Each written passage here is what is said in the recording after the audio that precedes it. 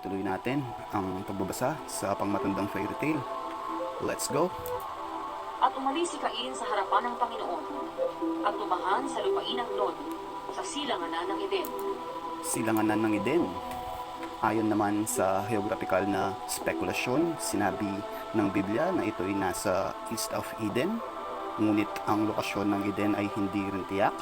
Ayon lamang ito sa spekulasyon, maaaring ito'y nasa Mesopotamia o sa modernong lugar ngayon ng Iraq at Iran.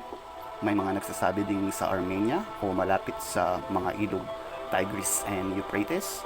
May mga nagpapalagay din na ito'y nasa silangang bahagi ng Arabian Peninsula. Sa makatwid, wala pa ring kasiguraduhan ang kinaroroonan ng Nod. Tulad lamang ng Gihon at Pishon River, ang katotohanan na kathang isip o fairy tale lamang ang aklat na ito, kaya mahirap itong ibase sa mga arkeolohikal at geographical na impormasyon at ebidensya. Maaari ding ito'y pagkakamali. Sandali lang, salita ng Diyos, bakit may mali? Hindi ako eksperto sa wikang Hebreo, pero ayon sa aking pananaliksik, the word nod comes from the Hebrew root nud, means to wander.